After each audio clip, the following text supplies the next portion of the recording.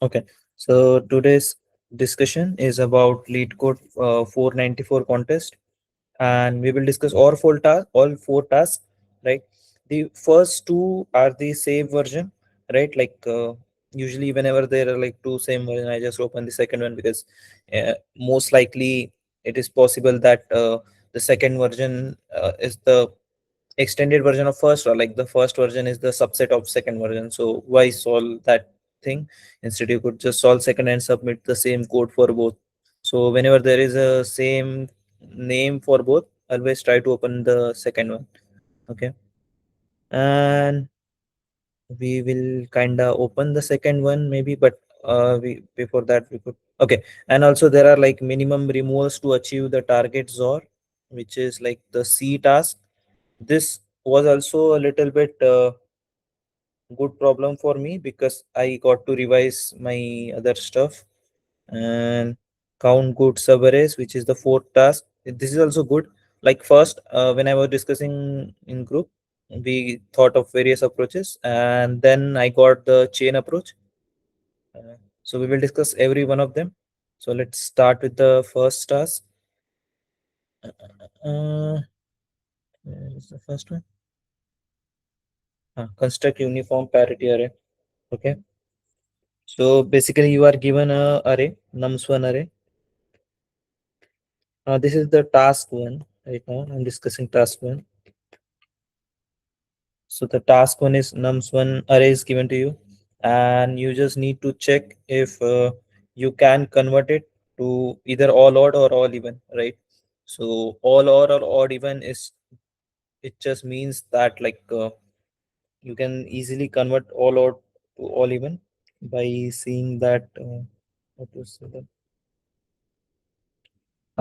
So whenever there is a parity task, right, like you need to deal with parities, always try to convert the first rule of parity task, convert everything under modulo 2.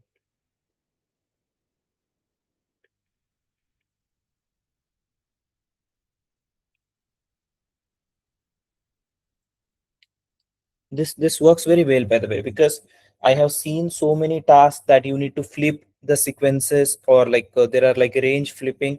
So you can easily convert the task that I could either flip the range, or like there is a Google question that you are given an array and something like 1100 is a something, you need to convert it all ones, something like that, right?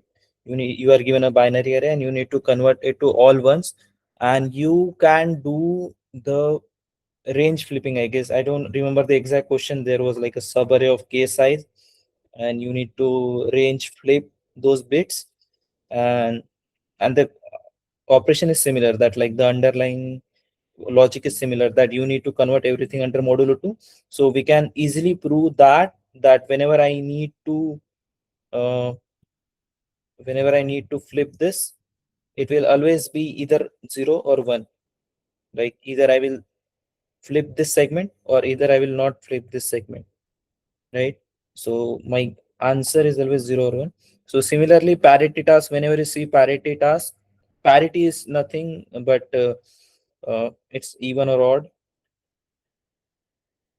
but it's a programming word, parity, right? It's used in computer architecture, hence they use the word parity. Okay, so let's solve let's solve the task. This is extra knowledge. Cool.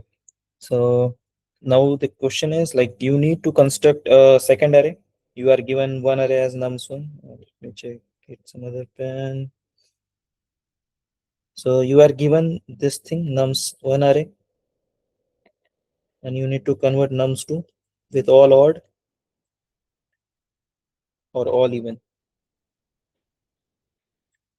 It basically means all one or all zero, right? So if I converted it to some number, I can easily convert it to all or all zero, right? So in the end, so let's think how it will work. So if I have nums1 array, and let's say if it's all odd, right? 1 1 1 1 1. So I can easily just map it to 1 1 1 1 1, and I will get my answer. right? If it is 0 0 0 0 0, again I can do the same thing, map the same or return the same array, and this works. Now other condition remains is 1 0. Now the moment you see 1 0, you see that I can map any one with 0, right? And you can convert this 0 to 1, right? And everything will be possible. 1 1 1 1 1, right? Uh, so each 0 can be converted to 1 by just subtracting this digit, right? So here, if here it is 2, if here it is 5, you can just subtract 2 minus 5 and it will become odd, right? 2 minus 5 minus 3, and it will become all odd. So for every case, either all odd, all even, or existence of both, right? All odd and even. This is, wait, the fuck.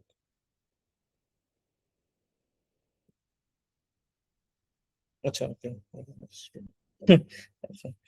1 0.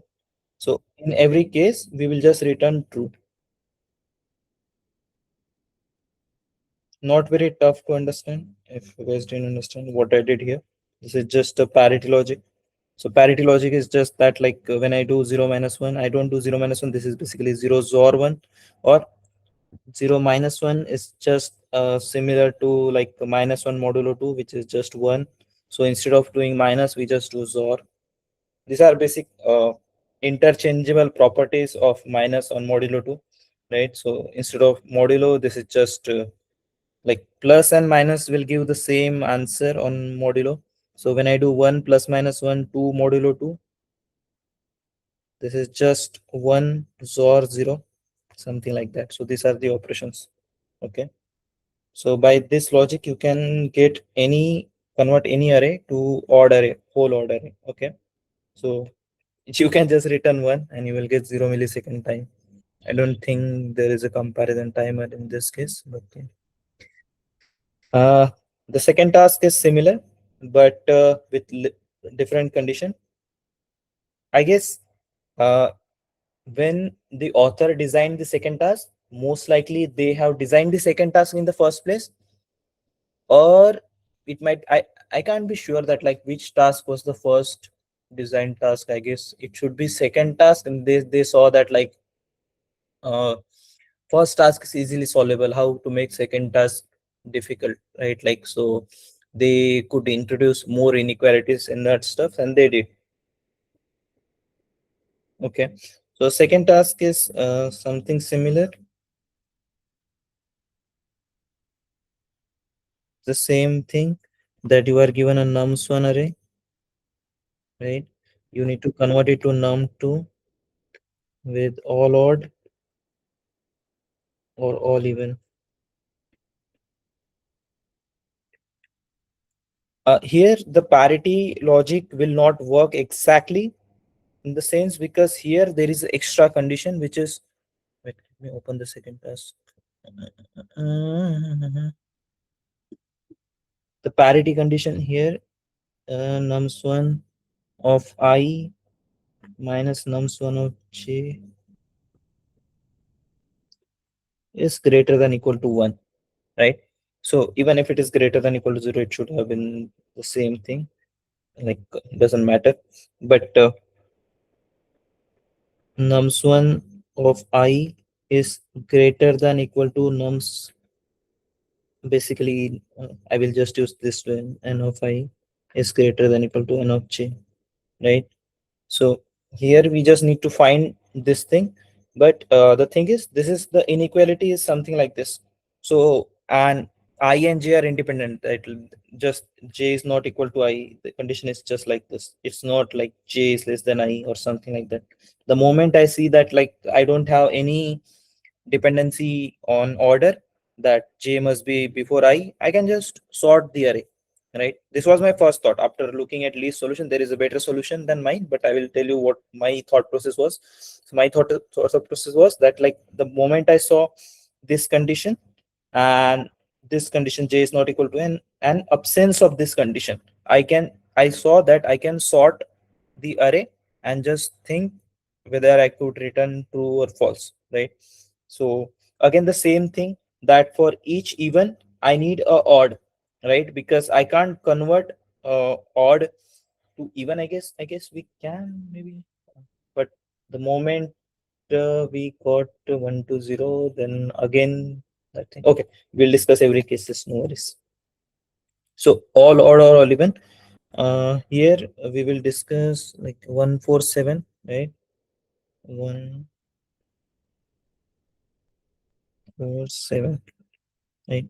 So let's say what happens after sorting is that we should always select some index. Basically we need to convert this ni is greater than equal to nj, right? So here 147 is just a sorted, but in this case this is already sorted. The given example, let's take this. Okay, there are no cases, everything is sorted in the given cases. Okay, I will take another example. So it might be possible that I could convert the array, but like those are not in the exact order, that like nums of one I is greater than equal to nums of j, right? Like this is the required condition basically.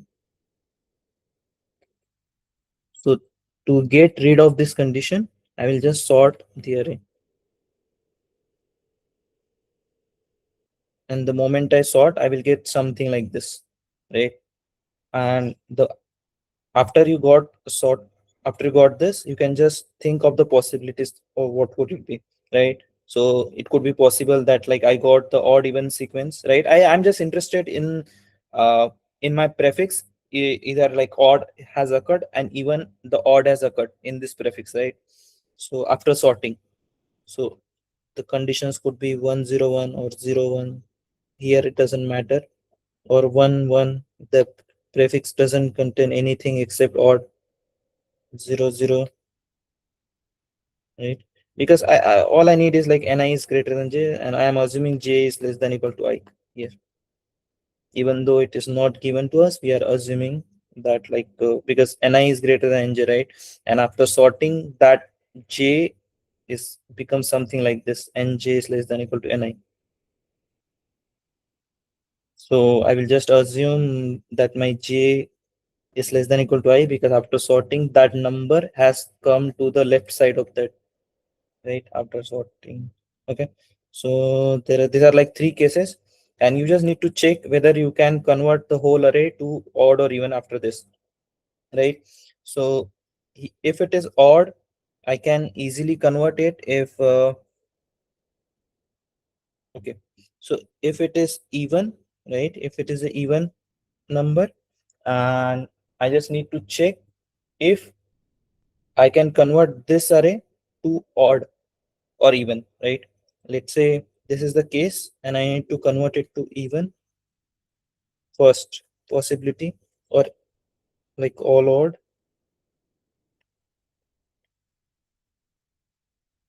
or all even, right? Mm, Eraser.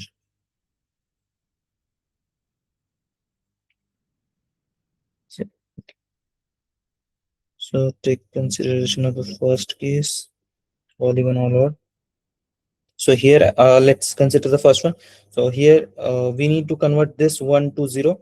So how to do that? So we, for that we need like two ones, but because we know that we can only select from the prefix, because nj should be less than equal to ni, right? So because we need to do something like that, we can always select from the prefix. So we can't convert this to, we can't convert this basically if the first number is even, right? We can't convert this to 0 because 1 minus 0 is just 1.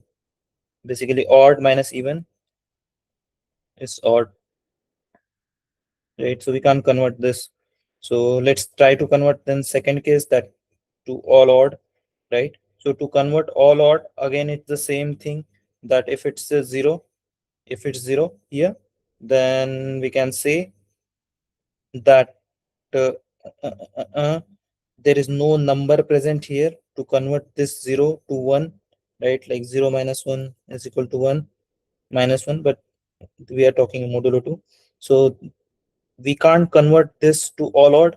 So the moment I see this thing, I can easily say that I can't convert this, right? So the whole possibility can't be converted. How to extend this, by the way, like you can extend this like this: 0 0 0 0 0 0 1 1 1 1 1. We just care about this thing here, right? After sorting. And how to extend this 1 1, you can again convert this like this. It doesn't matter. 1 1 1 0 0 0 0. Okay. Both of the cases, you can do the casework, doesn't matter. It's an easy observation that like when you get all even, right? When it is all even, then you can easily return true. Like if all even all odd, then we don't need to take care of anything. If it is all odd, then we can just say, we can just return it. But if it is 0 or 1, if it is the first number is basically odd, if the first number is odd, then we need to think that whether we can convert it or not. So we can say that like if it's 1 0, right, like this, let's say. So if this number can be subtracted, right, so every 0 can be combined with this 1, right? So unless and until there is a 0 present before this one, right, unless and until there is a 0 present before this one, we can easily combine this 0. We can convert every 0 to 1 by just taking this one.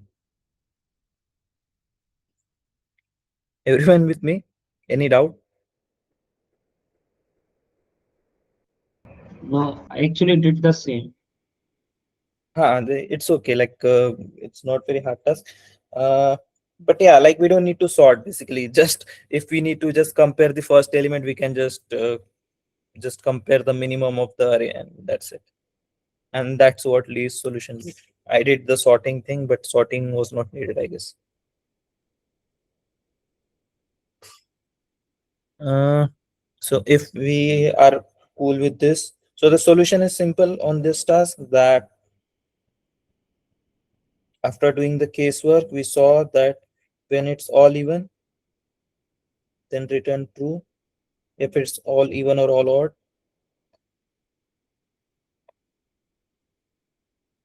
but we can just say that all odd is the same condition that like minimum of array is odd. So we don't need to write this condition. This is just a condition that will be covered by this. If minimum is odd, obviously then all odd doesn't matter, right? So if any one of this condition is true, then we can return true. Cool. So let's jump to the third task.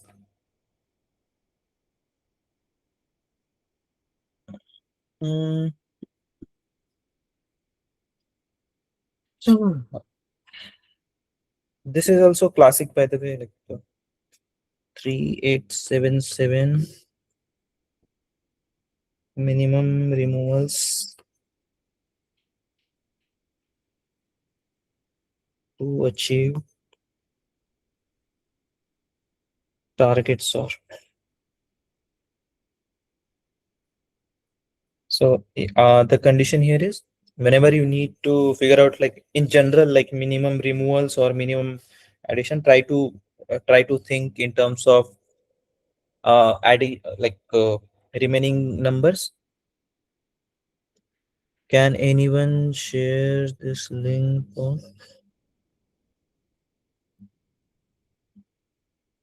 Okay, this is a for second. Balishwar, what did you understand for the previous task? Like this one? Like last one was unclear. All odd and all even. It's okay. Thereafter, you are just checking for some minimum, right? I didn't get that exactly. See. So the thing is, I told you before, right? So when the first number is even, Okay. so first number is even, so I can't convert it to odd, right? Because I can Yeah. only use the numbers on the left of it. Yes, yes. Okay. But if it's 1 0, I can convert this 0 to 1. 0 to 1. 0 minus. See, I can only pair up with the left array, right? Yes, yes, yes, yes. correct? So here let's Yeah. say I need to convert this zero, this is the array 0 1 1 1 1 1, right? So here I can't convert this 0 to 1, right? I can never convert it because there is no 1 beside this 0, like left to 0. Okay. But let's say if it is 100 or anything, any, it doesn't matter, right? So I can convert Hmm. all these zeros to 1, right? I can combine these zeros with this 1, Yes, yes, yes. and Yeah. everything can be converted to 1. So all we care about if the minimum of the array is 1 or not. Okay. Okay. Got it? Right, And right. Yeah. and my condition was that like whether it's all odd or all even is like we return the array, right? Or we can just Huh. check if minimum is odd. But the thing is when it's all odd, so obviously minimum of the array will be odd, right? Like that's common sense. Hmm. Like actually, I use binary switch for solving this problem, so I was not able to understand this, so that's why I was asking. A binary search for what exactly? Uh, Like what's the like predicate? I Like what are you binary searching upon? on all odds. Like if I am, if currently I'm at some even number, I Okay, need I need to convert it into some odd number, right? okay, okay, So I will just try to find any number which is less than this current number using binary search by storing all those odd numbers. okay, okay, okay. That is how I just did it. So you understood the approach, right? Like what we did exactly? Yeah, yeah, yeah. I got it. Okay, I got it. good. Uh, then let's move to the third question. So mean removal to achieve targets, or these are like classic tasks that like whenever you heard mean removal, it's like max remaining elements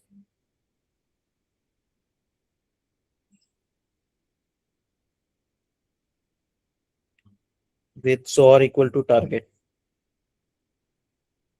right? Or you can say that like mean removal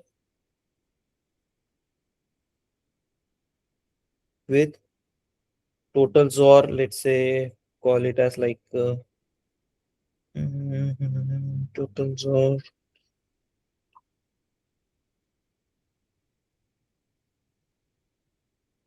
with XOR value equal to total XOR target. We can find any one of this and both will work. If you found max remaining elements, you can just subtract it with this thing and you will get mean removal, or you can just find mean removal. We will just try to find mean removal, right? So this task, by the way, can be converted using like I will discuss a top level approach, then we will discuss more deep into that.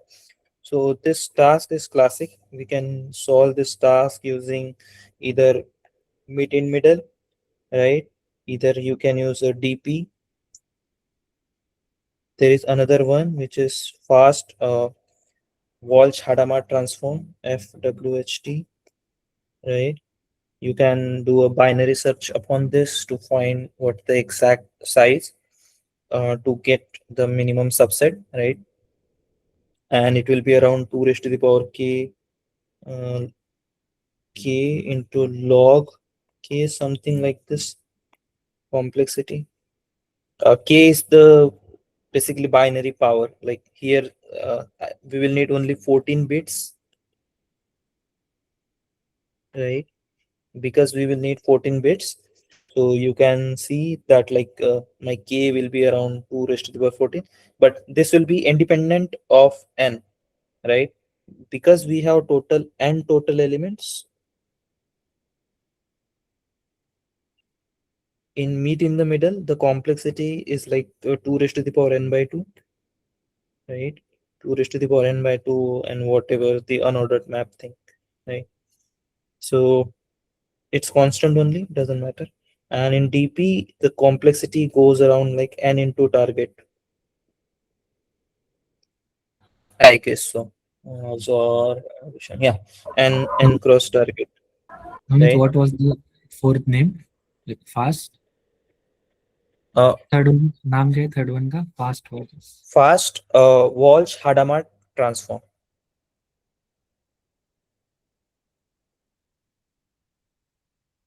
मैं लिख लेता हूँ 1 second. Fast Walsh-Hadamard transform. This is a tough approach. Like you can convert this like more faster using some uh, like let's say our target is of 10 raised to 4 range, right? So target 10 raised to 4 can be any number less than equal to 10 raised to 4 can be converted using 14 bits, because 10 raised to 4 is less than equal to 2 raised to the power 14, right? So here 14 bits is the answer. I have also checked it, like verified it by submitting. Where is undo button? So you can see that like you can assert on your answer in C++ that my answer is less than equal to 14. It will return true, right? And the reason behind this, I will also explain why the answer is always less than equal to 14 in this case. And answer is, if you do answer less than equal to 13, you will get runtime error. And the runtime error you will get on this case 1, 2, 4, 8, 16, 32, up to that 2 ka power, whatever, like 2 raised to the power 30, right? So a fast Walsh-Hadamard transform is like a divide and conquer based algorithm to multiply, like we convert the operations bitwise or bitwise and or something like that in terms of bits. Sorry, in terms of like matrix multiplication of 2 cross 2, right? And that we do using divide and conquer. So the operations get different, but like it's kind of like a FFT, fast Fourier transform, but using like fast Fourier transform is also solved using divide and conquer, right? Like it's the same butterfly algorithm. So it's based on that, like it's a convolution based algorithm. We will not discuss that here, but yeah, if you want to know, it's something like that. Okay.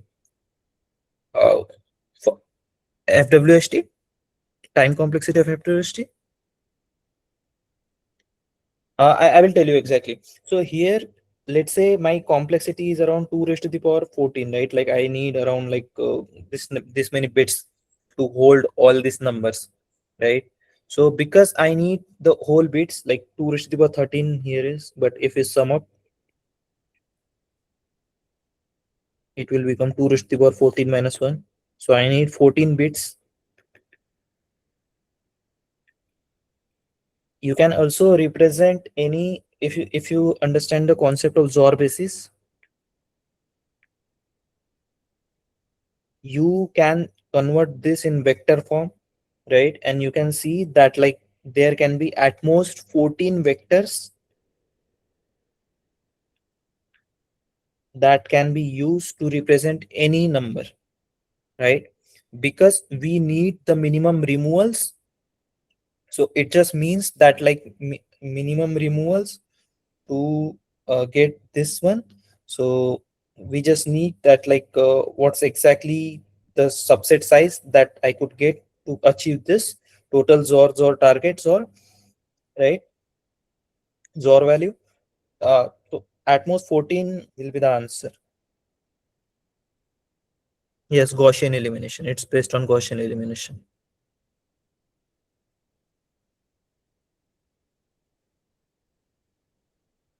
Anyway, like I'm just telling the names. We will not get into my details of it. We will just discuss the meet in the middle approach.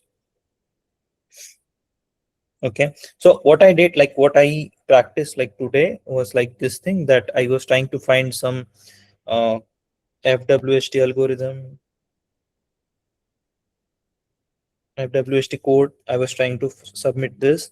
Like this can like there is a log k into k. This complexity was this 2 raised to the power k is just my target complexity or like max AI. So I will call it M, let's say, right? So here if 2 raised to the power k is my m, my k is log m, and log k is just basically, you can say this thing, 14.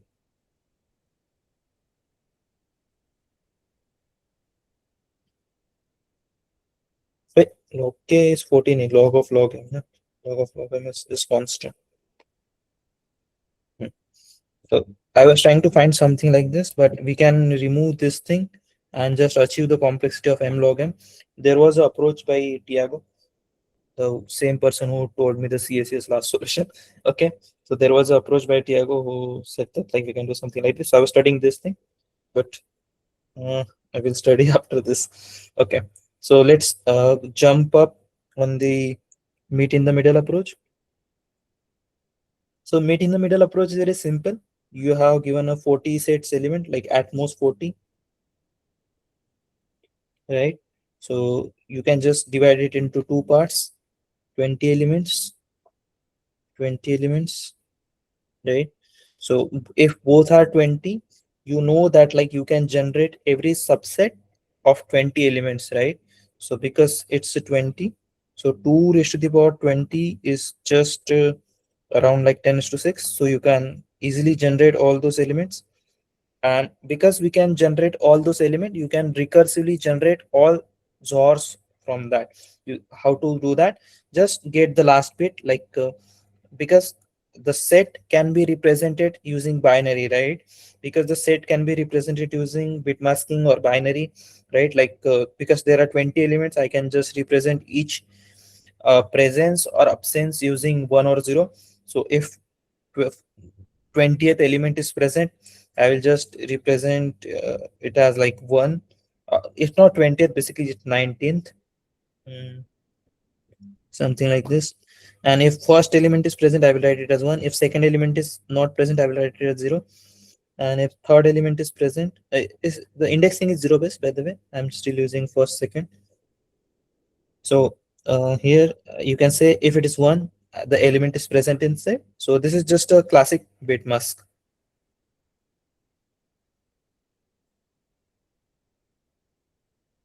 How to find XOR of every set using bit masking. We will go from the incremental order. We will start from mask equal to 0. We will go in incremental order, mask equal to 0 until 2 raised to the power 20 minus 1. Right. So here 20, not minus 1, here minus 1. Will go until this thing. So we will generate all the elements until 20 size. Right. Now how to find the XOR? So just represent this because we know empty set XOR is 0. So XOR of 0 is 0. And the recursive formula for this is XOR of mask is get the last bit. XOR of mask XOR last bit. It's not exactly last bit, it is 1 less than last bit, or 2 raised to the power last bit. So it means that I have removed the last element from my set and I'm XORing it with the element nums of last index. This last index is same as last bit, right? So if my last bit was, let's say, 0, so I will just do with nums of 0. If it was like nums of 1, I will just do it with nums of 1, right? So using this way, I can calculate XOR for each subset, right? This is not last bit exactly. This is the representation of last bit, right? Like the representation of last bit is just 2 raised to the power that thing. Why is that? Because you can say that like every other element is not present and only that element is present, something like that. And this quantity is exactly this thing, right? Representation of last bit, and this last index is just equal to last bit. Okay, and you can find XOR of each subset. Once you did that, you got a this thing, right? You also, and you got another array, because initially what we did, we split into 20. We got all source of this. We got all source of this. Now we just need to find if I could achieve uh, by combining element A from this, element B from this, and A XOR B is equal to target. Let's say for now, right? Target XOR. We need to find target XOR. So what we could do? We could just find if B equal to target XOR A, and we can just check in hash map. We will store all the numbers in hash map here, and we will just check, and we will iterate on every number which is here. Let's say B. Iterate on B. Put A in hash map, and just check if target XOR is in hash map or not. If it is, then you can just find that XOR. Everyone with me for this thing? Yes, yes. You understood, everyone understood, right? Like what I did exactly, how I did. The point you should be able to understand is that uh, what does mask represent? Mask represent the set. How we kind of converted this thing. How I got XOR mask instead of doing like usually what we should do is like whatever bits are present in that mask, I should take XOR of that. But how I converted that to a recursive equation like this, uh, by extracting the last bit, and we can get the XOR mask in O of 1 instead of O of all bits, right? It won't be all bits, I guess, but summation of all bits, which is just 1 plus x raised to the power n, which is 2 raised to the power n, not 2 raised to the power n into n, right? The complexity won't get, like if I write this thing, if you don't know that, if I write for int mask equal to 0, mask is less than max, or like 2 raised to the power 20, mask plus plus, right? If I write my for loop like this, and I did something like for each bit present, somehow I have this formula, right? Like for each bit, 1 bit present in mask, XOR equal to 0, let's say, and XOR equal to that bit, nums of bit, right? And I did this, and I will store this XOR of mask equal to XOR. What do you think the complexity of this loop is?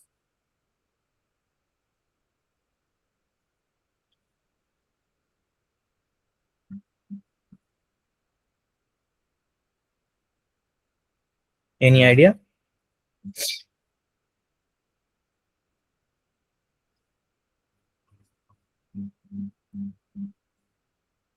Like, Navneet, I was confused. Like, XOR of mask is equal to XOR. We are computing XOR, na? Like we are computing, like you can also, I don't know, I will just call XOR. So XOR represents every bit XOR, like whichever numbers are part of that set, I will take XOR of those numbers. So if let's say 1 2 5 is present, or like the first bit, second bit, fifth bit is, or like zeroth bit, first bit or fourth bit is 1, right? From the right hand side to left hand side. If those are 1, then I will just do XOR equal to nums of bit, and I will store that XOR in the global array. But what's the complexity of this? Like how will you calculate the complexity? Because I have this somehow, like for each bit in mask, I have this formula pre-calculated. However, I don't know how, but like yes, we have. So how would you do it? Like 1 1 1 0 1 1 1, and there is a big 0 1. So here I will do is like just jumping on one, skipping zeros, right? Usually we need to do is like iterate on each bit and then calculate. This is just a training exercise, not related much to the question, but to check how you calculate the complexity, how you understand the complexity. In worst case, all can be 1, right? Then 32 into 10 raised to power 6. What exactly? In worst case, all the bits can be 1, so jumping won't help. So 2 raised to power 20 is approximately 10 raised to power 6. So 10 raised to power 6 into 32. Yes, but like what exactly is the complexity in that case? Like, do you have any idea like how can I calculate that thing? Because this looks very good representation. I know that it's around like 2 raised to the power 20 minimum, but if I did something like this, so it should be like 2 raised to the 20 into 20, right? This is your theoretical assumption, right? This should be answer should be like this. Yes. So my question is like, try to prove this thing, why this is true. Why 2 raised to the power 20 into 20?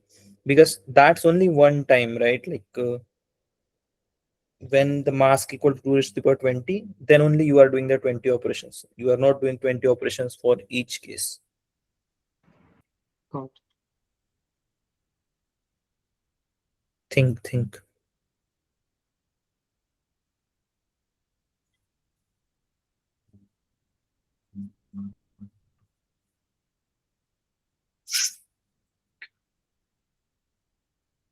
I'm also thinking, by the way. Uh,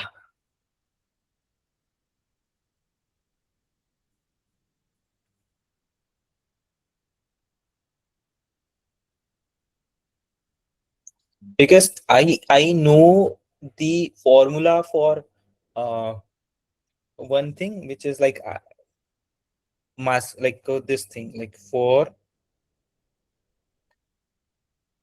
the same for loop here, but underlying for loop is like for all submask, for all submask belongs to mask. What the complexity? The complexity here is 3 raised to the power n, right? Like here that's 1 plus x raised to the power n, right? 1 plus x raised to the power n. So here we just need to substitute 2 here, and it will give us 3 raised to the power n. So I know the complexity of this thing, but based on similar logic, I guess it should be 2 raised to the power 20 only, not 2 raised to the power 20 into 20. That it's 1 plus x raised to the power 20 and x equal to 1. Huh. So it's something like this. So NC0, basically no ones, NC1, NC2, NC3, right? Number of ways to like we have like 20 places, right? And out of those 20 places, we need to fill, let's say there are like total count of 1 is 1, right? So here, if I fill just 1, there are like NC1 ways. And if the count is 2, so there are like 2C2 ways, 20C2 ways, sorry. If there are like 3, 20C3. And in total, I need to iterate total this many operations, NC0 plus NC3 up to NC20. Now, what exactly this is? This is just 1 2 plus raised x raised to the power n, which is 2 raised to the power n. Like the coefficient of after expansion of this binomial, like 1 NC0, or like you can write it like this summation NCR, x raised to the power r, and 1 raised to the power n minus r, which is just 1. So this thing.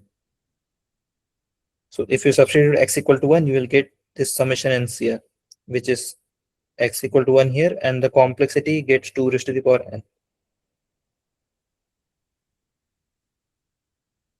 Not 2 raised to the power 20 into 20. Got it? Yes. Cool fact, but okay. So meet in the middle is done.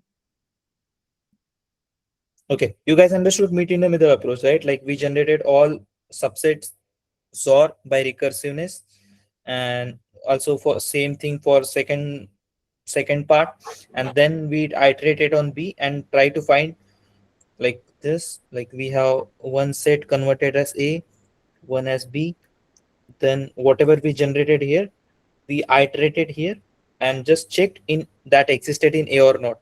Like this thing, targets or A, no, sorry, for each B, na. So we need to check A is equal to targets or B. So we need to check if any targets or B existed in this A hash map or not. We will store every value in this hash map.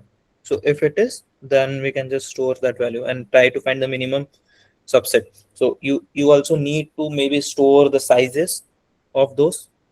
I don't think need, but yeah. So MIM done. Let's try to know the DP approach.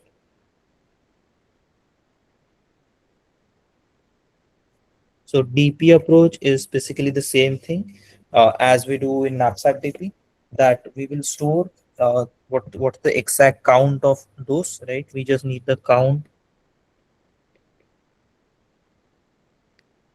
Initially, let's say I have this where I have initially 0 is 1 because XOR 0 is 1, right? And then I will try to insert one by one element here, right? So if I insert, let's say 3, right? If I insert 3, so what I will, how the transition will look like after insertion of 3. So here after insertion of 3, 0 XOR 3, 3. 3. So each number after this will be getting added here, right? So whatever value was present will be added in the next quantity, right? So, and if not, you can just add it like that way because this is a 0 1 subset, right? So if it is a 0 quantity, you can just add it like this. If it is a 1, you need to do this way. So the red ones are, if I chose to XOR it, and green blue ones are if I don't choose to XOR it. So that state can be converted like this. So you can either do something like this or like combine the blue portion separately because those are like combine the red portion separately and add these two quantities together, or you can just convert this red one and just add into initial quantity. That also you can do. I don't know. Do you guys understood this reference? What I did exactly here? No, no, no. It feels little bit confusing. This thing, what I did exactly here? Yes, yes, I understand. Like pick not pick वाला part, like red one वाला जो है जो हम jaw कर रहे हैं और जो ब्लू वन है जो जॉर नहीं कर रहे, बट कंबाइन वाला part. Acha, okay. Chalo. So let's say you understood what array this represents?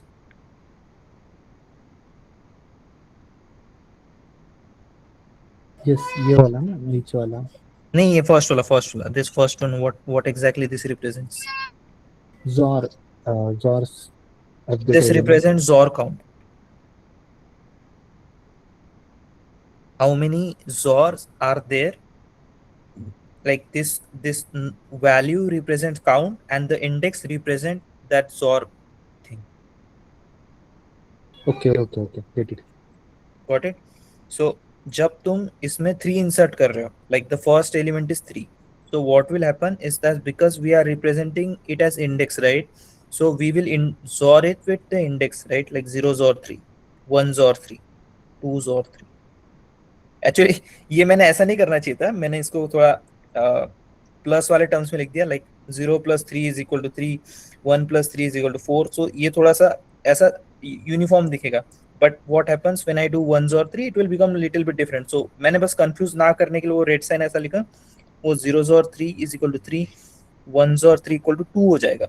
So first quantity इधर जाएगी, सेकंड क्वांटिटी इधर आ जाएगी, ऐसा. Okay, okay, okay. Got it? So it's same as an knapsack DP, but with XOR.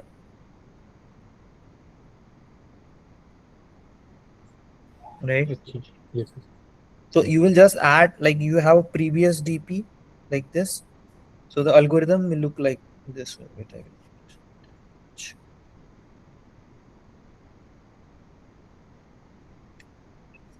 So the algorithm will look something like this.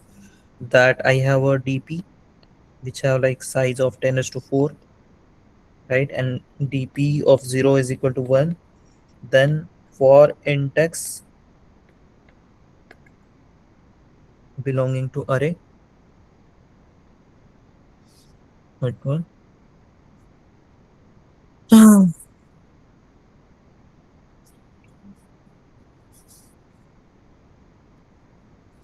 I don't like to code it recursively because this is so simple iteratively. So why to write recursive, right? Because all you need to do is like a previous DP, store it here, right? Previous DP is equal to DP. Then just try to add it to new quantity, right? Like this previous DP plus equal to for 0 to target for int I is equal to 0, I is less than equal to a big number, I guess. Because this is also good thing, by the way. Like if you are not doing knapsack DP, you need to go to until all the bits present, not just target, because target might be less than 2 raised to the power 20, or like whatever number is 2 raised to 14, I guess, in this case. So 2 raised to the power 14, right? So you need to go until the end of those masks, right? Even though target might be 100 less than 2 raised to 14, so you can't do I is less than equal to 100 or target minus 100, sorry. Let me see. I is less than 2 raised to 14 minus 100, you can't do, this is wrong. You always need to go until the end. Remember this thing, very important. Okay, so previous DP of I XOR x plus equal to DP of I, because this is the XOR value we will get. And then just swap previous DP and DP. That's it. Like, why would I write a big recursive solution when there is like a two nested for loop solution?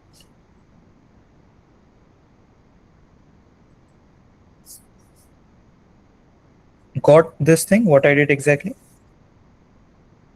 Visually, it looks like this. I have a previous DP, like I have initial DP. So we need to do two things. One thing is zero transition, one transition. So instead of doing zero and one transition, I will just copy this DP here and just add it here. So the plus equal to operation is this thing. This is this first operation is this one. The second operation is this one.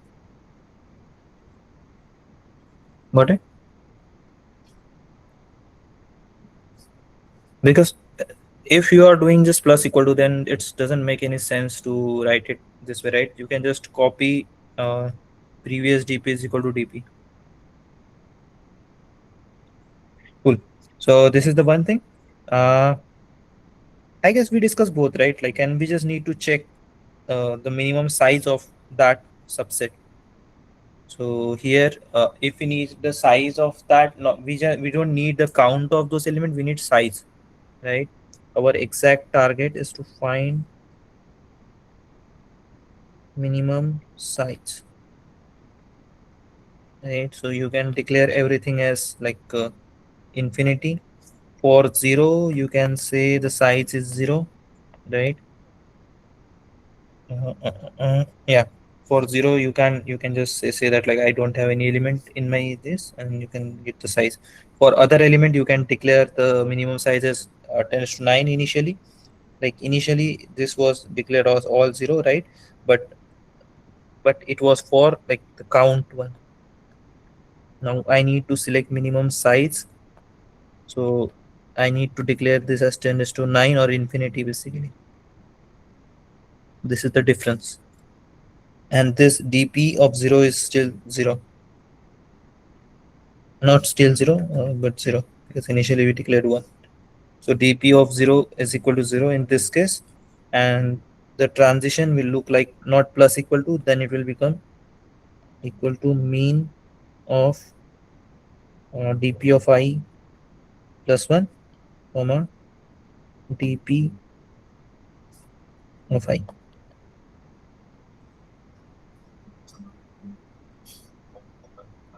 tvs dp, let's say pdp I source x is equal to this thing, dp of I plus 1 or previous dp of I or x. This is the new transition. This is for when we represent the number using count, mean size. If it was just count, you can do plus equal to, but if it is not count, then we need to do something like this.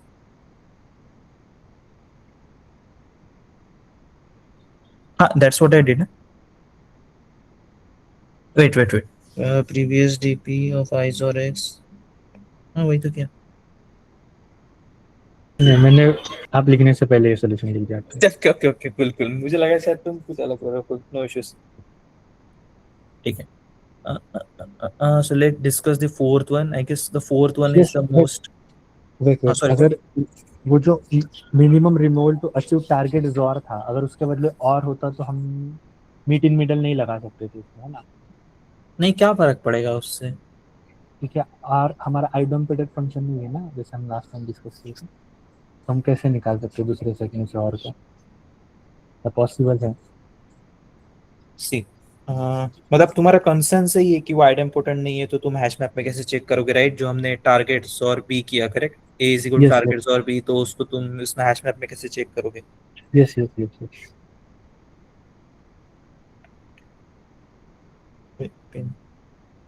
Same concept होते हैं, पर उन्होंने minimum target jaw के बदले अगर और कहते तो डीपी तो हो जाती, बट ये वाली में थोड़ा कंफ्यूजन है क्रिएटिंग तो अराउंड पे। वी रिप्लेस बिटवाइज और sorry, zor with or, right? Yes yes yes yes So question is ki like ki whether we can apply meet in the middle or not. Yes yes So let's say we have a set, we generated two sets, 2 raised to the power 20, 2 raised to the power 20, right? Now we just need to find whether some number can be combined with this number to achieve like a or b is equal to our target. Like this was our goal, right? A's or b ki case mein this was simple, that a's or b is equal to target, so we just did a is equal to targets or b. Yes But how to make this equation possible, right? So all we need to do is mm, we just need to count in terms of masking, right? Like let's say this is a set target, let's say something like this, and we got b, right? A or b is equal to target, so b ka representation, let's say something like this. So the moment you see that like b is something like this, so you can say that like there is no a possible, right? So this will never work. So if b and target is not equal to b, or b or target, this is similar to like the fourth question we will discuss. Just so if b or target is greater than target, then solution is not possible, right? Because it will create new bits. It has like extra element that we don't need. I yes told you before, right? Like our b we can represent using sets. So if we can represent using sets, we can just say that like we have extra quantity in b, extra numbers in b that are not present in target. But yes this is the union, right? Or matlab union. So Yes. so this is never possible. So all we need to check is like what A can be achieved. So here we know that like target minus B will give me what numbers I could select for A, right? Like let's say here, this is not possible. I will select other pane. So I will select another case, which is 1100 111, which is target, let's say, and I found my B is this thing 100011, and this is also 0. So I got this as my target and this as my B. So I will try to find what A can be. A can be anything that is mask, submask of this, uh, either 1. That doesn't matter, na? Like anything can be possible. So this is just a submask of T.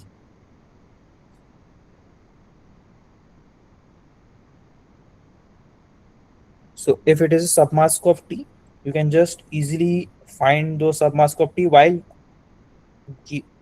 calculating the for loop itself. Like for mask equal to, you can just say that if mask and submask of T, then only I will propagate the transition, else I will not. Got it? So पहले क्या किया था हमने कि हम पहले directly करते जा रहे थे dp of zor equal to that thing we were doing, right? One o of one transition जो मैंने बोला था, ठीक है? So we will do the same thing but not exactly. Now what we will do, we will do, sorry, dp of mask, we will do something like this, right? So we will do the same thing, dp of mask, but only plus equal to when mask is a submask of target. तो हम यहीं पे condition डाल देंगे, if condition, then only we will propagate the transition.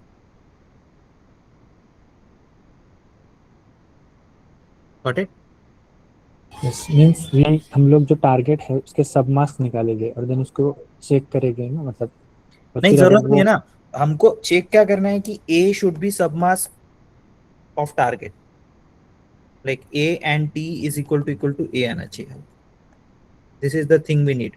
So A तो हमारा mask हो गया जिसपे जो हम कैलकुलेट कर रहे थे, जो हम फॉर लूप लगा रहे थे, मास्क इक्वल टू 0 से लेकर 2 to the power 14 तक, 2 to 20 तक, yes right? But I yes guess A नहीं, वेट, मैं एक चीज कंफ्यूज हो गया ना हम लोग की।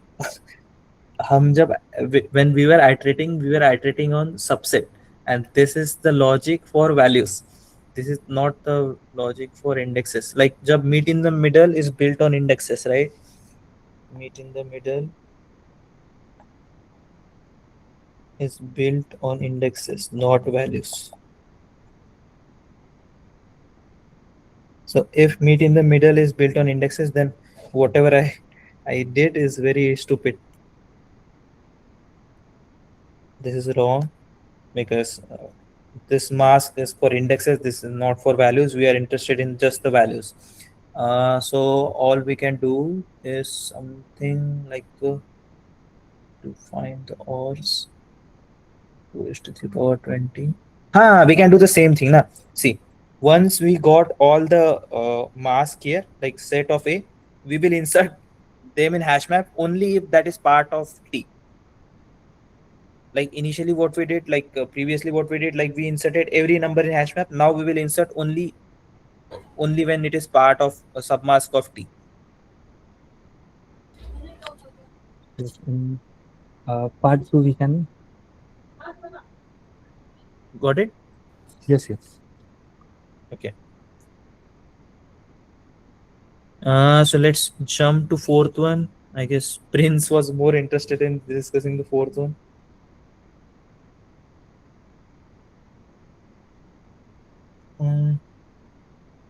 Lead code fourth task, which is, what's the question number? Sorry, question number 3878. Wait. So what's the third question number? 3877. Okay, they are sequential. 3878. And the question is count good Subarrays. So whenever you see the term subarray, like the first thing is like you should fix something, right? What you should fix, that we need to think. So here, count good subarrays, we need to think like, so whenever you need to count, right, like you will fix some L pointer and try to find how many R pointers are like with that. So if it is a monotonous sequence, then you can easily try to find which L maps to which range of R, right? So if L equal to 1, my R might be 2 to 5, and if L equal to 2, my R might be maybe 3 to but 6, but this R will be always increasing for L, right? So if L increases, either R increases or decreases. That's the concept of monotonicity, right? Wait, spelling is right? Monotonous. Okay. If even is wrong, who cares? So if L increases, we will just try to find uh, if whether R increases or decreases. That's the concept of monotonicity. So that was my first thought after seeing this question, that I will just try to find all those subarrays where the bitwise OR is changing. Now I have wrote this in our notes also, that like whenever you see subarray ORs or subarray and, the change, let's say my function of ij is bitwise or of all numbers in range I comma j, right? So if it is true, so this is the function. We know that like function of I j plus 1 is greater than equal to function of I j, right? Why is that? Because we are including one bit or not including extra bit, right? But the quantity will still remain the same. Let's take this example, 1 2 3, right? So initially 1 was 1, then prefix like I fixed I 0. DNC can work here, divide and conquer. I thought of divide and conquer also. I will get to that approach. Like first, let me discuss my own approach. Like what was my first thought, then I will come to that. I thought of divide and conquer approach. So the bitwise OR of I is equal to 0 is 1. Then until 1, 2, it gets 3. Then you can see it's always increasing, like 3, 3, 3, 3, 3. Now let's say I added 5 here, extra number. So after addition of 5, what exactly happens is this extra bit get added, right? So what's this extra bit, which is 4? So my OR gets 7. So it's always that like my quantity can be incremented or will be changed at most 30 times. Why 30 times? Because there can be at most 30 changing bits that I can add for function of ij. So my function of ij for fixed I can be at most 30 different values.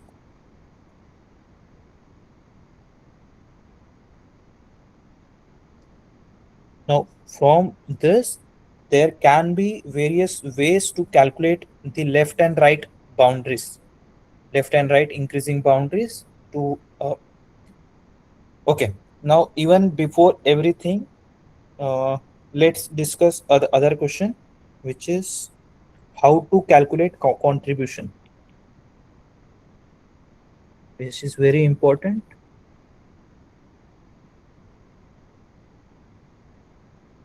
Contribution for subarrays, right?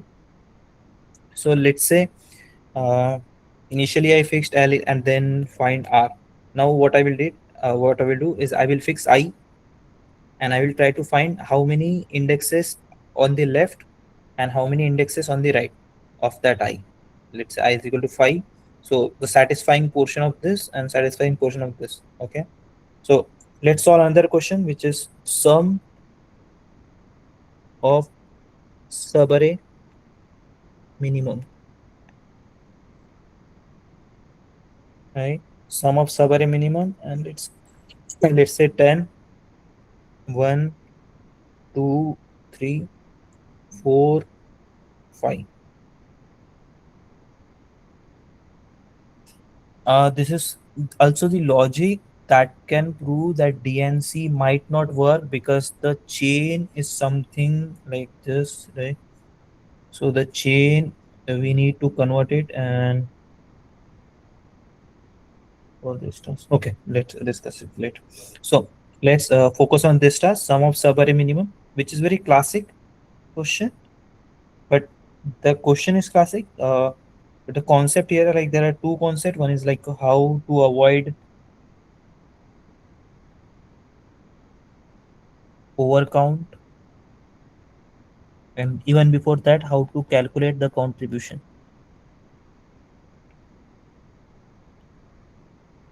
So brute force looks simple. That I will just select the subarray I is equal to 0, with starting from I is equal to 0, and generate the recursive way to find the minimum of subarray, right? Like to find I is equal to 0 to 1 ka minimum, I will just find like a minimum of until I is equal to 0, and then add it with array of 1, right? To find array of I is equal to 0 to 4, I will just find minimum of 0 to 3 and do with the do minimum with array of 4, something like this recursive way to calculate. And using that I could get in O of n square every subarray minimum. Once we got that, we will just add that minimum value to our answer. But this is n square. Can we do better than that? Obviously we can do better than that. How will we do better than that? By some observations. What's exactly the observation? The observation is basically, if I fixed I element instead of L and R, like here I was fixing L, but what if I fixed I? If I fixed I can say that my next greater element is 2 and my previous greater element is 10. And all those elements in between can be considered as my subarray part, right? I took a very bad test case here, so I couldn't show it. I will change it maybe in a second. So let's say 10, then 2, 3, 1, then again 5, 4, 2. This should be good. 8, 10. Okay. So here, this is my array. Okay. Now, how many subarrays can one be part of, right? Like, let's say this is my one value. So how many subarrays can it be minimum? It can be minimum until we find the uh, next minimum value.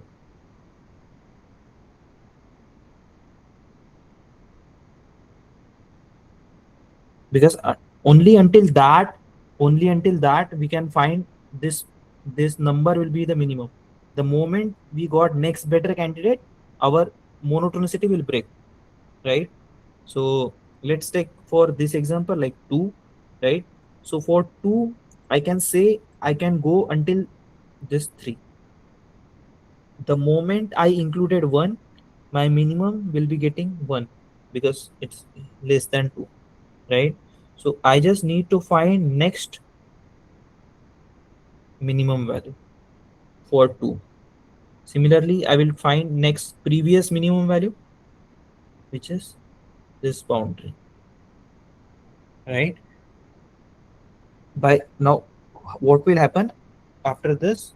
Once I did the calculation, I will not explain how, because that's a separate monotonic stack section, but somehow I will find next less than element. But I will tell just the observation: previous less than element, next greater than element, previous less than element in O of n using monotonic stack. This is the algorithm that I have prepared an entire section on in website.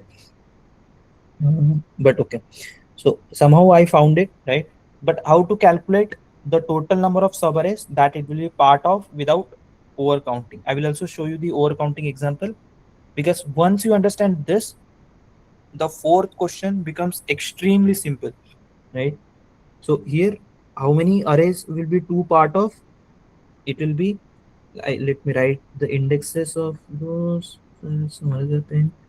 0, 1, 2, 3, 4, 5, 6, 7, 8. Right?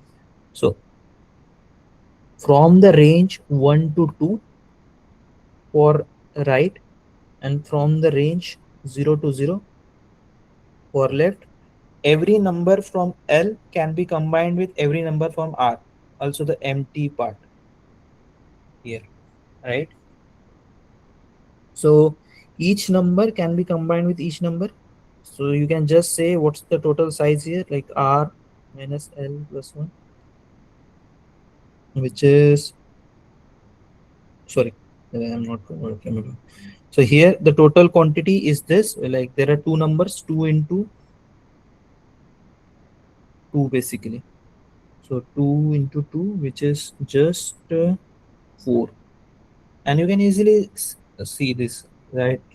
Like either it's 1 comma 1, either it's 1 comma 2, either it's 0 comma 1, either it's 0 comma 2, right? And there are like total 4 subarrays where 2 is the minimum value.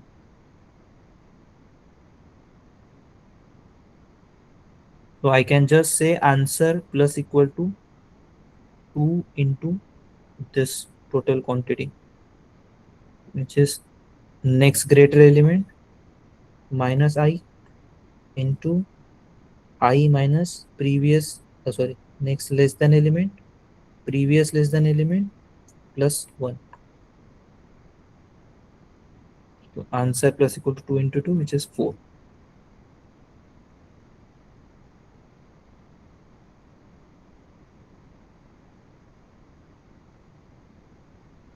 Right? So answer equal to 4. Now, once you understand this thing, you need to understand why there can be overcounting in this case.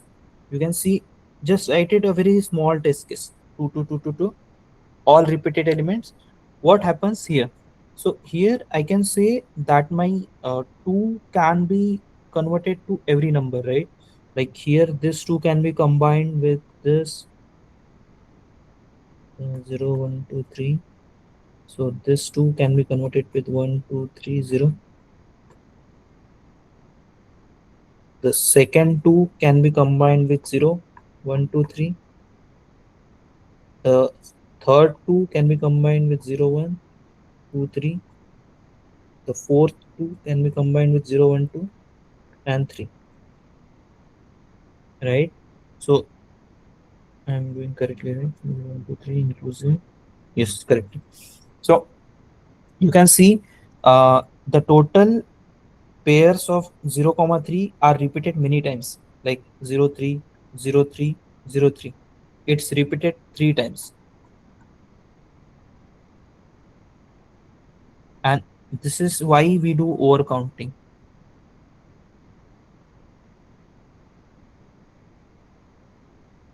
But how to avoid that overcounting? What we will do, instead of previous less than element, what I will try to is like initially we need to do some stack based on some rule, right? So we will be less strict about it. Like let's say this is my strict rule to find always next less than element or previous less than element, right? So what I will do, for next I will be strict, but for previous I will be not strict. It will be something like if I use greater than sign, I will use greater than equal to sign. Whatever sign I use, I will just introduce equal to in that. I will introduce this in better in monotonic stack session, but something like this. So what exactly this, how exactly this works is basically this will give us not less than, but previous non greater equal element, like previous not greater than equal to element, something like this. So here what will happen is that 2 2 2 2 2, here uh, when we are at last two, it will not give us 0 1 2, it will just give us as empty array and 3, right? So the moment you see that, like, it will just give us this thing, the all the overcounting stuff is uh avoided, right? So here my answer becomes I minus previous not greater than equal to element into next less than element minus I, and current value, which is the minimum value. So using this way, we avoid overcounting.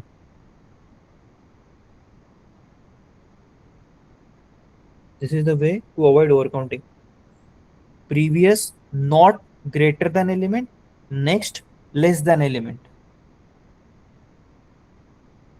Everyone here with me? Akshay, Prince, Trisha, Musaddiq? Yes, yes, yes, yes. Okay. Yes. So answer plus equal to this thing. Now the thing is answer plus equal to this is the one thing. But what exactly we were doing is this: we were trying to find this chains, right? Like how to find next less than element is that, like, uh, we will keep a decreasing chain or increasing chain, maybe increasing chain we will keep in stack. So whenever we face a less than element with this increasing chain, right, like this is the increasing chain, the moment some other element comes here which is less than this quantity, we know that this element maps to this, then this element is removed, then we will check it with this element. So this is also greater than this element, so this is also this. But the moment we start removing from the stack, we will mark this green portion as my next less than element, right? Similarly, until this it works, but for zeroth element this becomes greater than element, so my stack becomes something like this.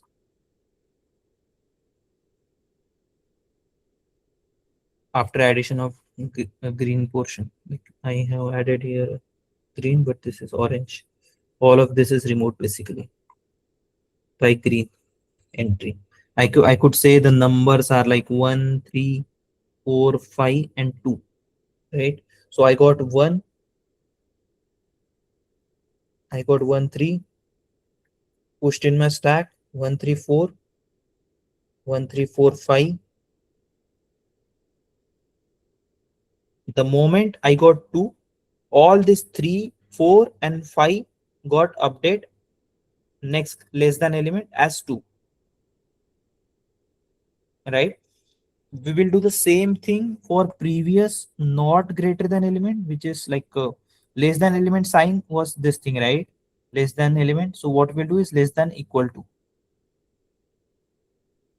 right?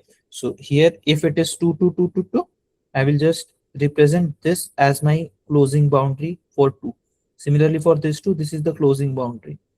For this 2, this is the closing boundary. But on the right side, I will just find this is the closing boundary, this is the closing boundary for every 2. This is the difference. Okay, let's say it is 0 here.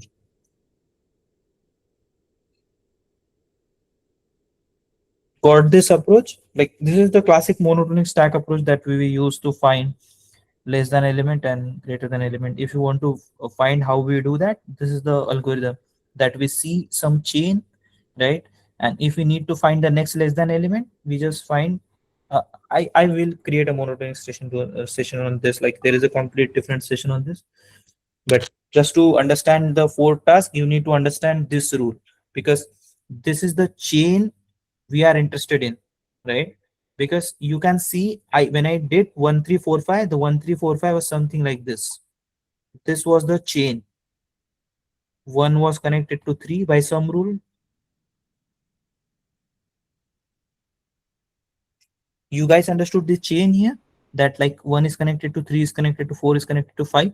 The moment 2 came, it tried to break that chain, and we try to map that breaking part, because all we were interested in is the breaking part in the fourth question. I will tell what was the breaking part, but before that, you just need to understand the chain logic of how this works exactly, how the next less than element or next greater than element chaining part works. It's actually removing the contribution of the same elements, right? Sorry, what? And removing the contribution of the same element, right? Removing, like I'm not removing, right? Like for this task you are saying, right? Like Yeah, a similar question what I did solve the number of distinct subsequences of a string. number of distinct Oh, but subsequences. Number of distinct Then removing the subsequences is different, na? That's the very different question. he is saying like there is Any something. see, there is, he is talking about number of distinct subsequences, right? Distinct subsequences like कि तुमको 2 2 2 मिला, then you will do is remove this part, like first calculate the global answer for this two and remove the contribution that can be combined with this two, so you don't get the repeating sequence for this and this with combined with this, right? yeah. This is very different, because this is the removal portion. Like here there is, I'm not teaching the removal, I'm teaching the chains. We are interested in chains. Like वो क्या बोल रहे हैं ना कि हम like next greater element और previous greater element में जैसा एक ब्रेकिंग पॉइंट मिलता था ना, तो वैसे इसमें भी एक ब्रेकिंग पॉइंट मिल रहा है और के कंडीशन में, हम वहां पे रुकोगे, यही बोल रहे हैं मैंने बोला। Yes, हाँ, yes. वो तो करना ही है, लाइक बट लाइक तुमको पहले चेन तो समझना पड़ेगा कि एग्जैक्टली इसमें कैसा काम कर रहा है, because logic is same in that and this task, but yes yes to understand that task you need to understand this simple task, right? Yes. तो इसमें चेन 2 है, 2 की वजह से हमारे बिट्स डायरेक्टली नहीं, चेंज हो रहे चेन हैं, टू मतलब एक नहीं एक्स्ट्रा है, बिट ऐड हो रहा चेन टू नहीं है, यही तो मैं समझाने का है। ट्राई कर रहा हूँ। Chain is break not, sorry breaking point sorry, breaking chain 1 point 3 is 2. 4 है। 1 3 4 तो 5 इसमें is the chain. The moment 2 comes, it breaks 5, it breaks 4, it breaks 3, right? So हमको सिर्फ ये breaking point में interested है for 3 4 5. So all of this 3 4 5 breaking point is 2. So I will just create a chain of 1 2 after this, right? These are called relationship chains. Now here the relationship was less than, equal to, or less than, or whatever, right? I guess depending on like what exactly you want to store. Here we needed like next less than element, so we just store the increasing chain, or something like this, one non-decreasing chain basically. 1 is less than equal to 3 is less than 4 is less than, because all we need is like next less than chain, so this less than equal to should work. The moment we got less than element, we will try to remove this from the chain. Anyway, like I will give you some name next for that, but all you need to understand is this chain thing. Once you understand the chain thing, now we will do the same chain thing for the OR question. So the OR question is, how many subarrays,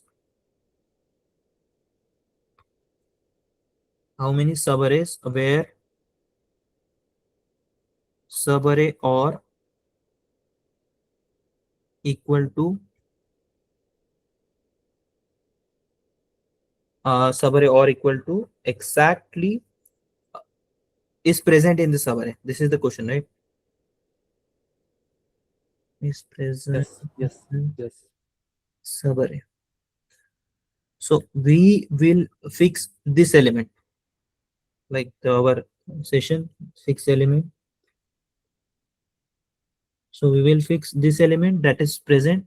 So for each element, like let me take the same example. This is so 4 2 3. Let's say ये वो थोड़ा बढ़ा लेते हैं ना, 1 3 1. Anyway, 4 2 3, right? So here what happens here exactly is that we need something that 4 uh, whatever subarray is there, the 4 should be or of that, like I don't know how to say this.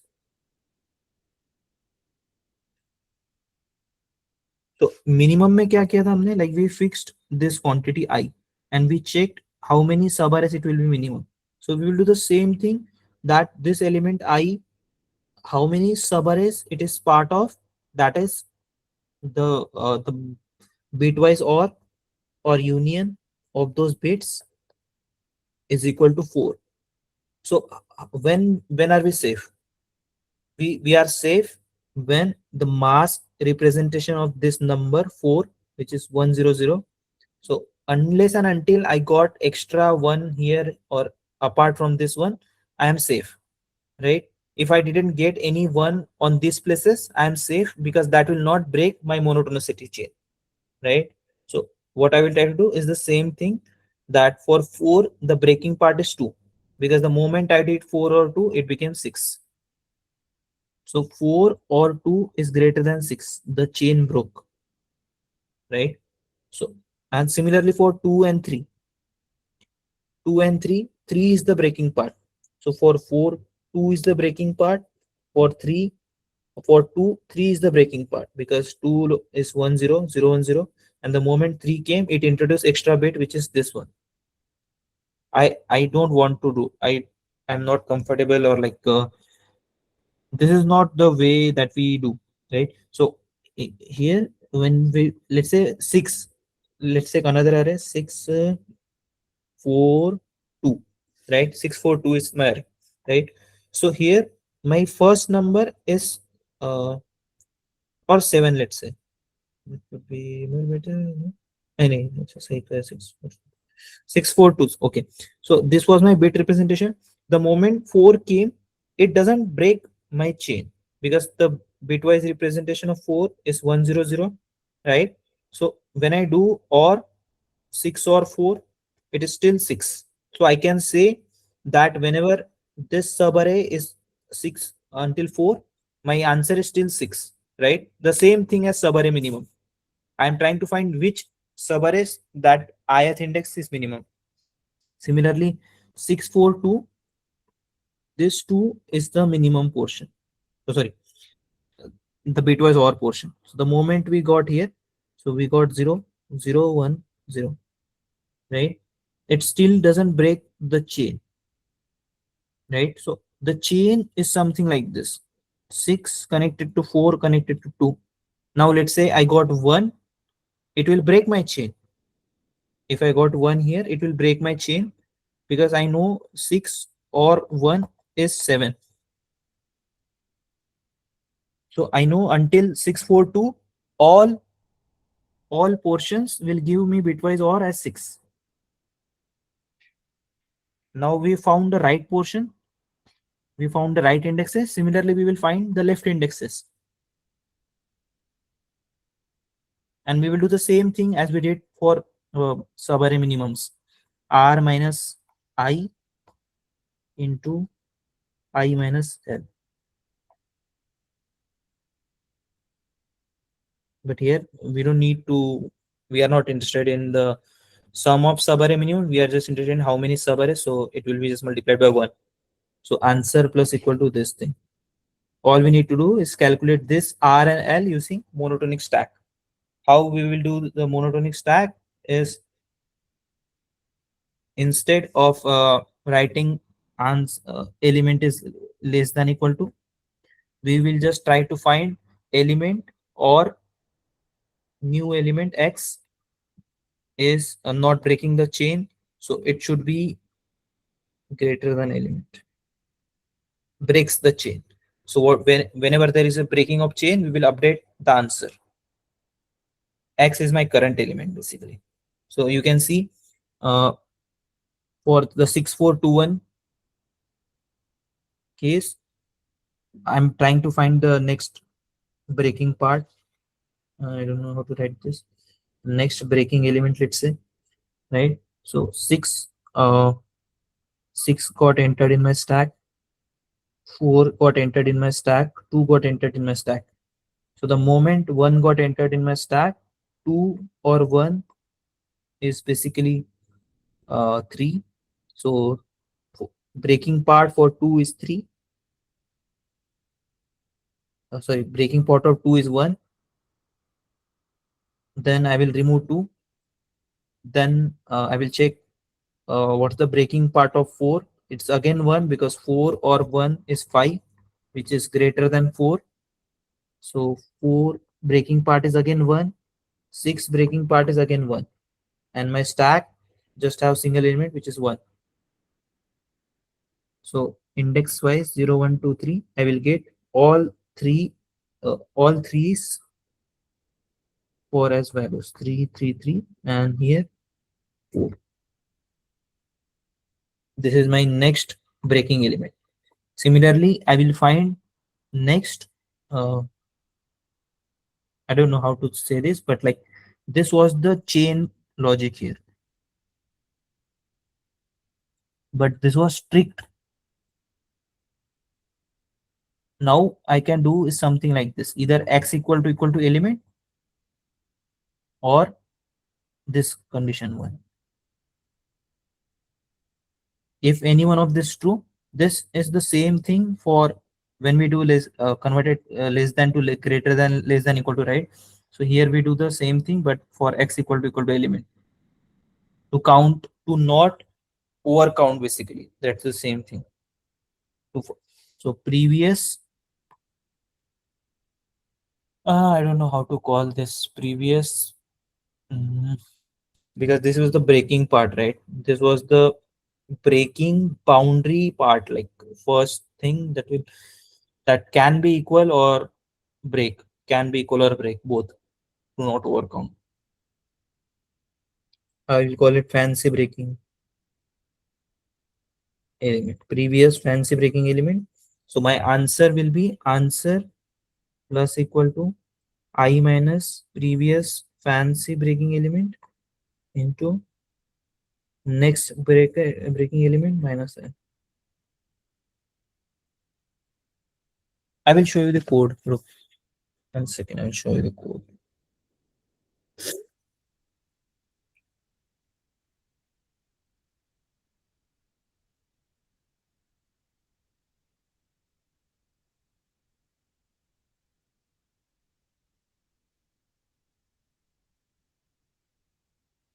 My screen is visible, right?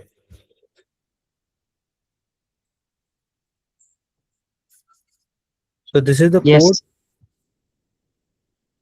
You can see here that I have represented that until that number doesn't break, right? Until that number doesn't break, that is the part of that subset. So basically, nums dot stack dot top is like the numbers which are breaking. Nums of I is breaking all these numbers. Nums of stack dot top, because what we are storing in stack is, always remember, what we store in stack, the chains, which is the monotone chains, right? And whatever we need to find is the breaking part that will lie ahead of that chain. Like here in in our case, 6, 4, 2, 1, 1 was our breaking part, right? And 6, 4, 2 was our chain. So this will be stored on stack, and stack dot top represent, first will it will represent 2, then 4, and then 6. All of this right of stack dot top will have this index value, which is 3. By this logic, we will calculate the values, right? But what if we got 2, 2, 2, 2, 2? Again, the same case. How to calculate the answer for this? So for this extra condition, the left hand side will be modified to this thing. This condition will remain same if it is part of that subset breaking part or not, or if it is equal to. If it is equal to, the or is still the same, right? Why? Can someone tell me why I can't write this as less than equal to 0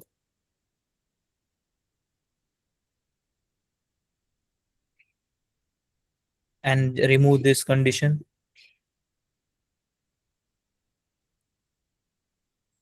I will expand it a little bit.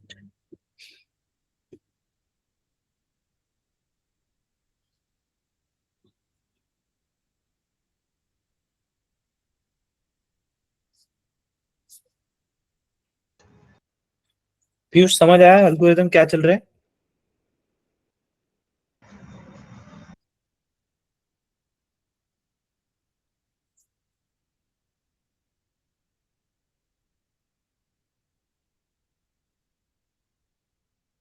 Piyush नहीं, sorry, Prince. Yes भैया। तो लेकिन मुझे ये समझ नहीं आया, जैसे 6 के लिए हमने 6 4 2 ये सब निकाला, फिर 1 हमारा ब्रेकिंग पॉइंट आ गया। फिर हम्म, जब हम 2 चेक चेक करेंगे कि उसका लेफ्ट पॉइंट क्या होगा, राइट पॉइंट क्या होगा, वो कैसे चेक कर रहे हैं? मतलब मतलब जैसे रिपीट द क्वेश्चन, सॉरी। 6 के लिए 1 ब्रेकिंग पॉइंट था हमारा, 4 के हाँ, लिए भी वही होगा, 2 के लिए भी वही होगा। नहीं, इट्स नॉट नेसेसरी कि वही होगा, बिकॉज इट्स जस्ट दैट कि ट्रांजिटिव प्रॉपर्टी है चेन में।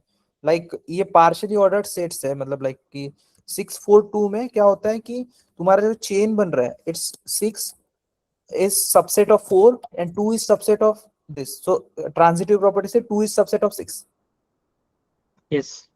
So we अब know that this is the partially ordered set chain, right? So the moment one came, it tried to break these chains, but it is not necessary that like it will break the entire chain, because this is the transitive property na.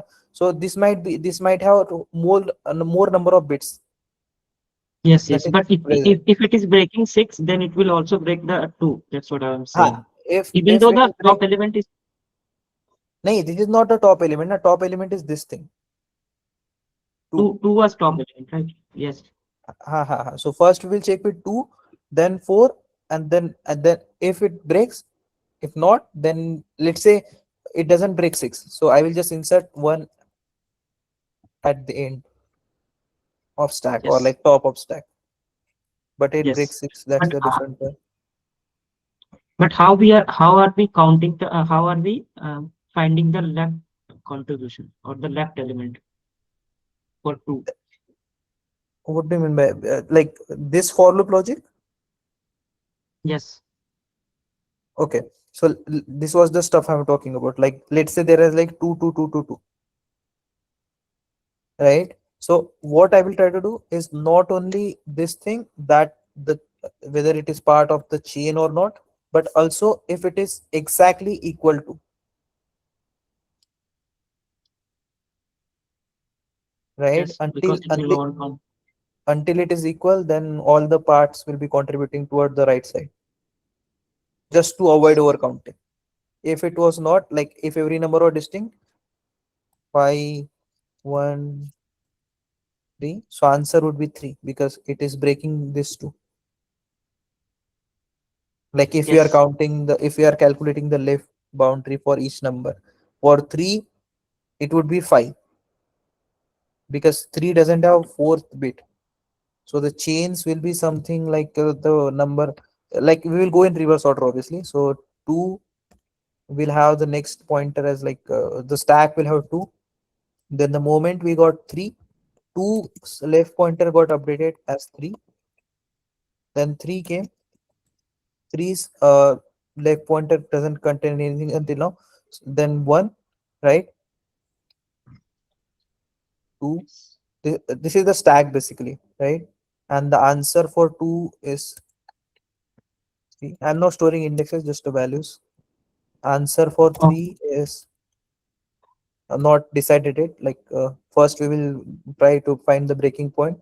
Then 3 came, then 1 came. is 101.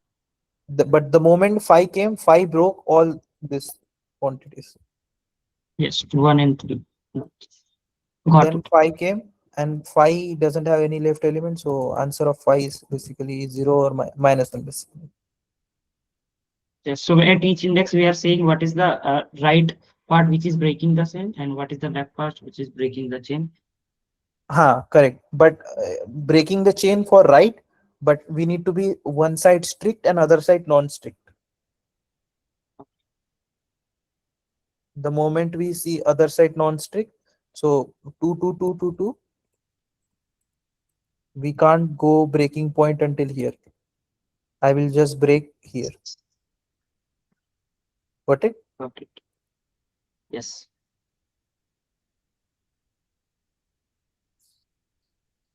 So even if something is like this, sorry, let's take this example like 3 3 3 3 3 3 1 3. If this is the example, how why this is true? Because here one is not breaking the chain. All right. So until it is equal, this is still possible that I need to just find the left pointer here for the chain because I'm going from left side, right? Hence, nums of stack dot top equal to nums of j. Oh, by the way, like it doesn't matter much. But try to write it yourself, you will get the idea. First, try to understand the subarray minimums portion and then this thing. Yes, we can write that greater than equal to 0 and remove that nums of I. Which one? It will work. वो नहीं क्या ये Hello. वाला line number 28. You said can remove nums of I. You said can remove the nums of I is equal to nums of st dot top and keep greater than equal to 0. Can we do that? I was asking that. We Yes, we can can. do that. I didn't say Yes. that. Yes, I am saying we can do that. नहीं ना, फिर तो ये condition permanently true हो जाएगी.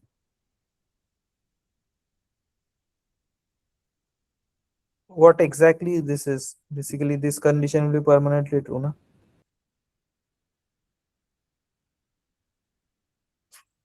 Okay, yes, I get it. Sorry. Just try to write it like this. 1 second. Just write. Wait, we need to erase this too. Missed.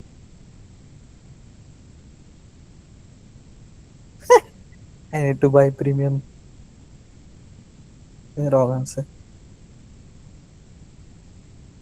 Now let's remove this thing.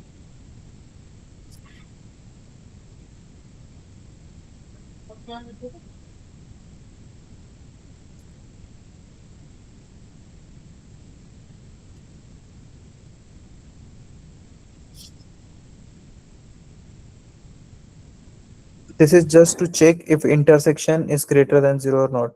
If intersection is greater than 0, it means that we got more number. Like this is the thing we are interested in, right? So we created a mask of this. If that mask intersection this number, like this represents, what does negation represent? Ki whatever bits are not present in this nums, if present in num I greater than 0, it means that like if present in num I, then obviously that will break the chain. As you can see here, 1 was not present in any of these bits, so it didn't, it broke the chain. The moment one you got 1, right, like you take negation of 6, so you will get a 1 and 1 which is greater than 0. Negation of 6 is a big number, like, but I am taking just the last bit. Yes, get it. Or you can just take union or anything you can do. Like I took the intersection way, that person who solved it using union, I guess. Or nums dot stack dot top, or where is the first one today? Correct. अच्छा हाँ वही तो. This nums of I dot stack union, if that is greater than this, you can just say that like that is more than that number, like number bits present in this union bits present in this, if greater than this bits present, then obviously that will break the chain. So it's all about chaining, like how you make the chain and how you break the chain. I saw the chain and I just found this monotonic stack. It was not like I know the monotonic stack and I saw the chain. This thing I saw the chain and then monotonic stack. So whenever you try to solve any monotonic task problem, you should not refer it as like whether I could solve it in O of n then use monotonic stack. Uh, it should be like I know that like this is a chain breaking something. I'm just interested in chain, because what happened exactly, like when I was solving first time, I guess those who are in group, they know that like I was saying that like when L and R I was calculating, and then after that I was trying to find how many subarrays is that part of, like how many subarrays contain that element, right? So huh, how many count of those number in that subarray, something like that. I reduced the question to something like this. So I saw that like when I created the OR chain, the submask chain, like here, this 642. So here it is always decreasing, right? So this was the one thing I thought like we can convert, like I thought like I can solve this without this quantity monotone stack. So I thought like we could solve this question without monotone stack, but we can't. To solve the chains, we need basically the chain breaker, and chain breaker is just monotonic stack.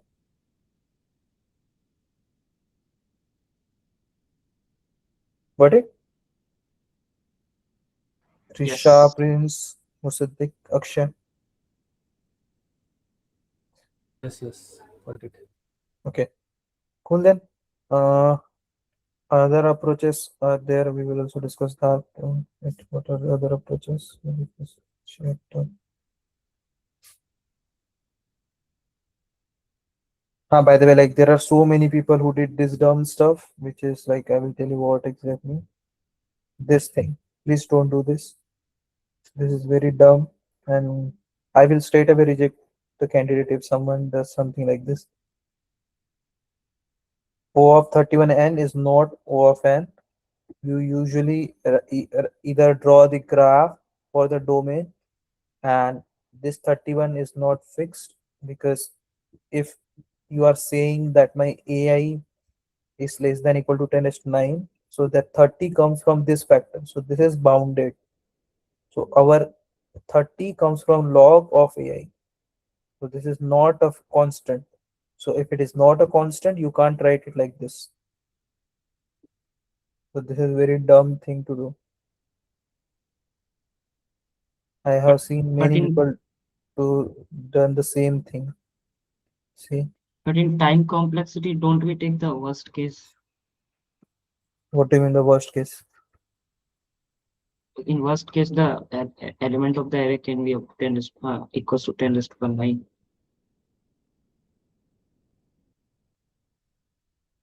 I didn't understand your question. What exactly you mean? In worst case, the element AI can be equals to 10 raised to power 9. So can't you write like 10 into 30? अरे तो ऐसे तो n भी 10⁵ से छोटा ही है, तो हम n क्यों लिख रहे हैं यहाँ पे, 10⁵ क्यों नहीं लिख रहे हैं?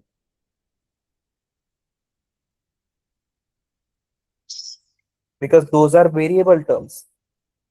30 is not a variable term. Sorry, 30 is constant term, but log of max value is variable term. Even though that So variable is bounded, but that boundation is just due to the fact that Leetcode doesn't have more than 1 second optimal limit. We are just interested in proving that our algorithm is correct by submitting under 1 second time. So we don't check for higher order cases, but our code is still correct even running for 1 second. We don't need the 10-second runtime or 60 second. I yes. can check in only So 1 second time. if interviewer asks what should be answer, 10 into log of maximum of ARR This of I, thing, or log of max value, or just say O of n into 30. I'll prefer the first one. And if it is something like the alphabet characters, which is constant, so O of 26 into n, let's say. So just say that like it is of the order O of 26 into n, but if n is less than equal to 10 to 5, then the complexity gets O of n log n.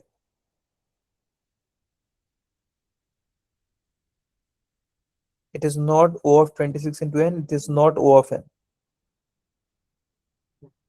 To 2 raised to power 10 is approximately to 10 raised to power 12. We calculate complexity assuming asymptotics, right? Like we assume that like asymptotically this tends to infinity. Like when n tends to infinity, 26 doesn't matter, right? In that case, Yes. 26 into n is just n. That's not. But when n is 10 raised to 5, right? So my log n is around like 15 or like 18, I guess, right? Log n is around 18. So how could you say that n into 26 is better than n log n? It is not. If the curve is always greater than n log n, so the tight bound is n log n, so my complexity is O of n log n. So either you could explain all these things to the interviewer, or you could just say that like n into 26 is my complexity. Doubt. And just add one line that O of n into 26 is my complexity, and when n tends to infinity, my complexity is O of n. Got it? Yes. term लोगे भाई इधर से, मतलब not you guys but like ये solutions. See, O of n into 30 O of n. भाई कहाँ से आते हैं लोग, कौन पढ़ा रहा है इन लोगों को ये सब चीजें? सीड करते हैं बस लेकिन